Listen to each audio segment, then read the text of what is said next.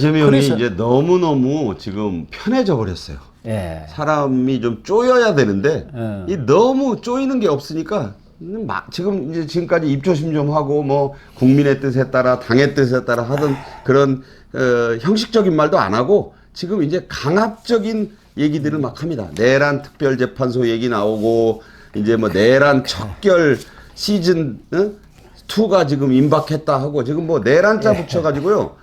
옛날에 왜 그 완장 차고 다니면서 하던 사람들 있었잖아요. 예. 이 딱지만 붙이면 그냥 다 지금 그럴 기세가 이미 나타나고 있습니다.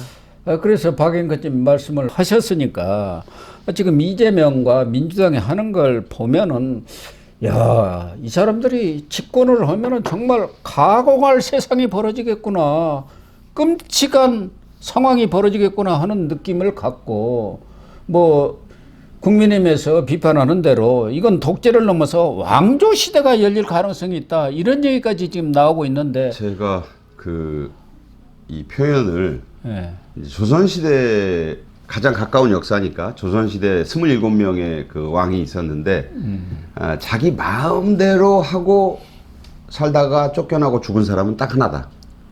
연산군입니다. 연산군. 여자 문제가 좀 있었지만 그걸 빼고 나더라도 성균관도 다 내보내고 거기서 기생 흥청망청 파티, 흥청이란 말이 거기서 나왔잖아요.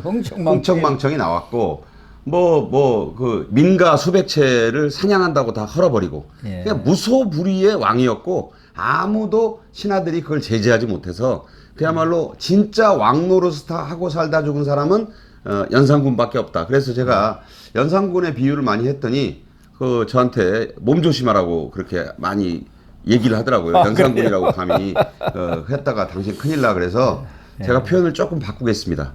명조. 이재명의 명. 그다음에 난을 일으키면서 왕이 됐기 때문에 조. 그러지 않고 문치를 성공한 분들은 종이거든요. 종이죠. 그래서 세종이고 예. 개유정난을 일으킨 그 아들은 세조입니다. 세조죠. 그래서 저는 명조 시대가 열린다. 명조 시대. 이게 좋은 말 아니에요. 예. 그런데 이미 명조 시대가 지금 임박했습니다. 그래서 대법원장도 협박을 해가지고 무릎을 꿇리고 그나마 좀 기대를 걸었던 게 이재명 파기환송심이 서울 고법에서 유죄 판결이 내려지면은 이재명도 코가 빠지지 않겠나 했는데 그랬죠. 서울 고법 이재권 부장판사가 완전히 그냥 백기 항복을 해버렸지 않습니까? 그러니까 6월 18일로 미뤘고 사법 리스크가 완전히 이제 사라져 버렸는데 그것도 좀 모자랐는지 이제 민주당이나 이재명은 자기가 집권한 것을 이미 기정사실하고 있지 않습니까? 그런다고 집권한다고 해서 재판 자체가 없어지는 것도 아니고 또 이재명이 5년 끝나고 나면은 그 재판은 다시 계속될 거 아닙니까? 재개돼야죠. 그러니까 아예 그 자체를 없애버리는 지금 법을 만들고 있는 거 아닙니까? 그러다가 완전히 이제 1인 위인설법, 그렇죠. 이재명 무죄법을 만들어버린 거 아닙니까? 왕들도 옛날에 안 그랬죠. 못 예. 그랬죠. 그런데 이제 연산군은 그랬고 그래서 제가 명조 시대가 지금 오고 있다 그런 말씀을 드린 건데 그러다가 이제 이 골프에서 말하는 오비가 하나 납니다. 이재명 재판 중지법이니 뭐 온갖 걸 다 들이대다가 황당한 이제 자기들 간에는 실수를 한 거예요. 뭐라고 실수했느냐? 자, 재판은 다 중지시키는데 이재명을 유죄로 판단하는 재판들은 다 중지한다. 그런데 무죄를 줄 것 같으면 이것은 그대로 해라. 자, 여기서 실수가 나온 거예요. 재판해보지도 않고 왜 무죄일 걸 아냐. 그러니까요. 말이 안 되잖아요. 그러니까 재판을 하다가 판사가 이거 유죄되겠는데? 그러면 재판 중단해버려야 하잖아요. 그러니까 그게 자기들도 말이 됩니까? 즉 자기들도 다 모든 가능성을 제거하려고 하다가 무리수를 둬버린 거예요. 예. 아니 결과도 안 나와. 그러니까 무죄 줄 거면 계속해라. 아니 무죄 줄 거면 어디가 있어요. 재판 시작도 안 한 게 지금 그러니까 이런 것은 히틀러도 그런 짓은 안 했다는 거예요. 머리가 나쁜 거예요. 일부 그 간신배 같은 그 부하들이 너무 충성을 해바치려다 보니까 재판도 시작하지 않았는데 무죄 줄 거면 계속해라. 자, 이런 법이 나오는 아니 지경이... 이런 법은 이 다른 데도 아니고 법사위에서 만든 법입니다. 형사소송법. 정청래 머리에서 아니 나온 정청래는 그렇다 하더라도 그 간사가 법무장관을 지내고 판사 출신의 박범계 아닙니까? 박범계는 언제부터인가 본인이 판사로서의 그 법과 양심을 잃어버린 사람이에요. 아, 그렇습니까? 그 사람은 이미 너무나 정치인 중에서도 품격이 한참 떨어지는 정치인이 돼버렸어요. 그래서 자기가 판사였다는 거를 본인도 지금 모를 것 같아요. 제가 볼 때. 그리고 박진영이라고 있습니다. 전 민주연구원 부원장. 예. 민주연구원 부원장은 수십 명이니까 그 중에 하나라고 보면 그만일 것 같은데 아주 맹랑한 소리를 했잖아요. 예. 이제는 대한민국이 삼권 분립을 그만둘 때가 됐다. 그 사람이 한 얘기예요. 그러니까 뭐냐면 이제 삼권 분립 필요 없다는 거예요. 이제 입법권을 우리가 장악했는데 곧 대통령도 우리가 할 거니까 그러면 나머지 한 군데는 딱 사법부 남았는데 그거 필요 없지 않냐. 그래서 지금 대법원장 청문회를 14일 날 하려다가 이제 판사회의가 오늘 법관회의가 열리거든요. 열리고 있을 겁니다. 그런데 법관회의도 그 안에 좌파들이 많아요. 바람이 불면 풀이 눕는다는 말이 있는데 바람도 안 불었는데 눕고 있어요 지금. 그러니까 중도 우파 성향도 지금 말을 못하는 것이고 아까 그 이재권 부장판사 서울고법 형사 7부 파기환송심 재판장 이분이 강직한데 이분의 평이 뭐가 나와 있냐면 정무적 감각이 뛰어나다. 저는 이 말에 주목합니다. 왜냐하면 그 말은 이분이 그 양승태 대법원장 시절에 대법원장 비서실 판사를 했어요. 아, 그랬군요. 정무적 감각이 뛰어나다는 건 그런 얘기를 하는 겁니다. 그러니까 윗분의 뜻을 잘 알아서 받들어 모시는 정무적 감각이 뛰어나다. 그런데 이번에 그러면 6월 18일로 겁박하니까 바로 이 재판을 연기해버린 그 배경은 저는 제 생각인데 이게 한덕수, 김문수, 한덕수 단일화에 삐걱할 때가 조계사 회동이었어요. 예. 그때 아시잖아요.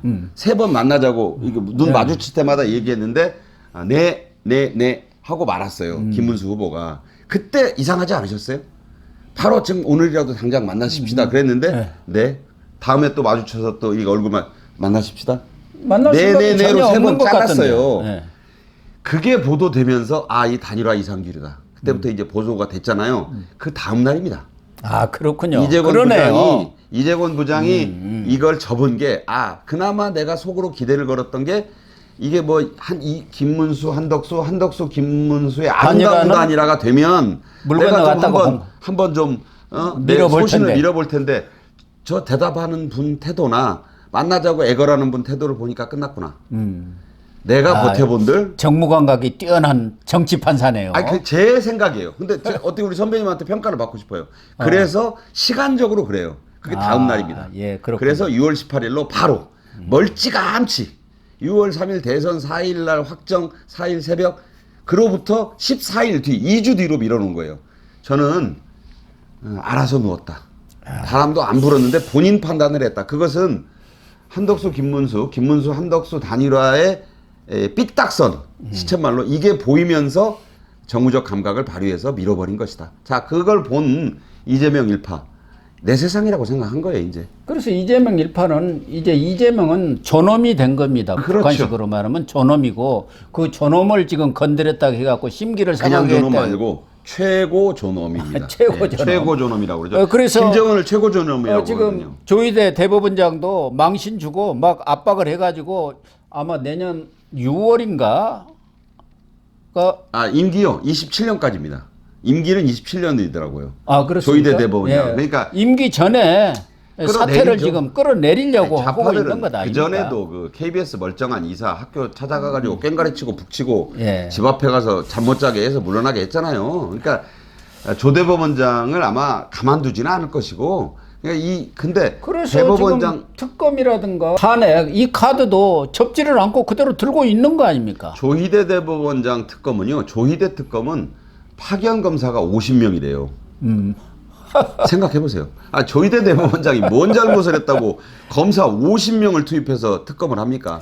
자, 특검은 해도 좋아요. 그런데 검사 50명을 빼다가 그 일을 시키면 일생 민생과 이 국민들을 돌봐야 될 정말 이 형사부 판사들 거기 50명이나 가 있으면 나라 이 어떻게 됩니까? 우리 같은 사람들 일반 서민들 그 검사 없어가지고 이 난장판 안 되겠어요? 저는 그러다 보니까 이제 조금 신경이 쓰였나 봐요.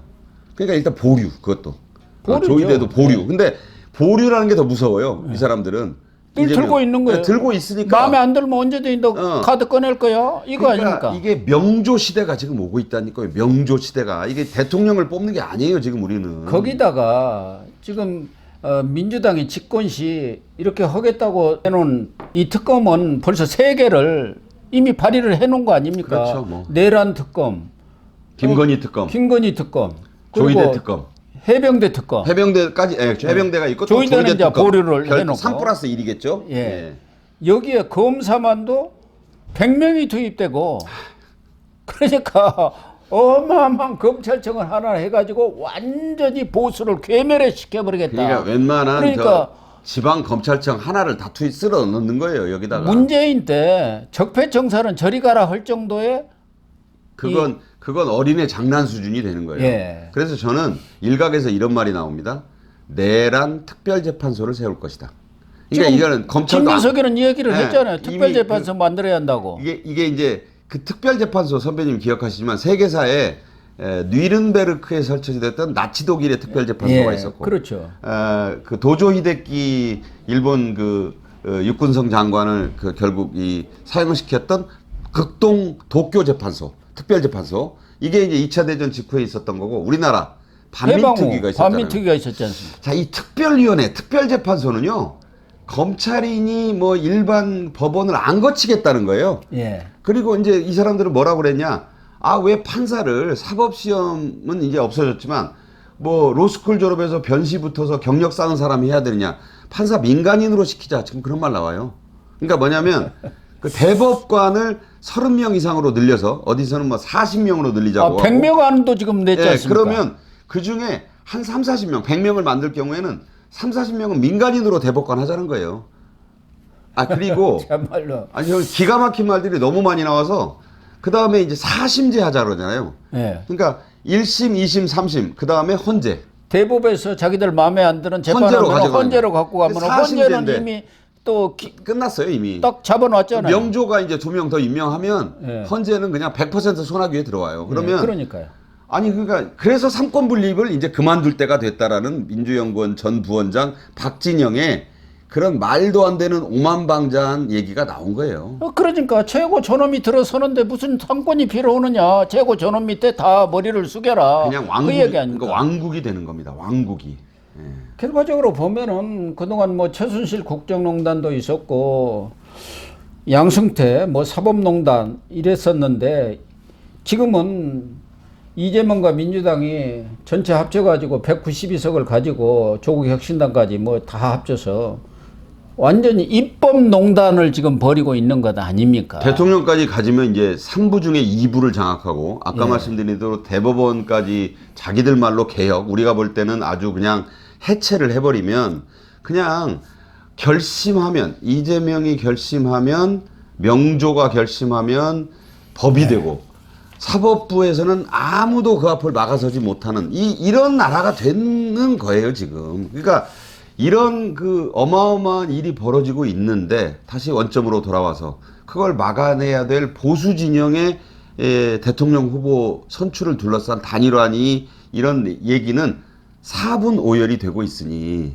이걸 지켜보시는 이 보수 우파 우리 시청자 국민들께서 억장이 무너지고 오늘 비가 추적추적 오는데 이게 정말 뭐 우울함이 그게 다하실 것 같아요. 아니 그래서 엊그제도 신문에 나왔지만 우리 국민들 55%가 우울증을 지금 앓고 있다는 거 아닙니까? 그중에는 뭐 경제가 나빠서도 있지만 이 정치를 쳐다보면서 다들 그냥 복장을 치는 가능성이 많아요. 그래갖고 우울증이 생겨요. 35년 방송 기자를 했는데 제가 이제 TV 뉴스도 보고 뭐 여러 가지 보는데 요새는 채널 돌리다가 리모컨을 던져요. 볼 게 없어가지고. 보기가 싫어요. 그러니까 볼 게 아무것도 없어가지고 그래서 영화들 보는데 영화도 마음이 편해야 즐기는 거죠. 그래서 이 TV를 보다가 저는 이제 CNN의 뭐 교황 선출 소식 같은 거나 좀 보고 신기하니까 그리고 이제 정말 이게 너무 세상 살기 싫다. 이런 정치인들의 책임입니다. 진짜 정치인들이 이렇게까지 이 국민들에게 우울증, 지금 가뜩이나 경제도 안 좋은데 모든 스트레스를 유발하니 이게 되겠느냐.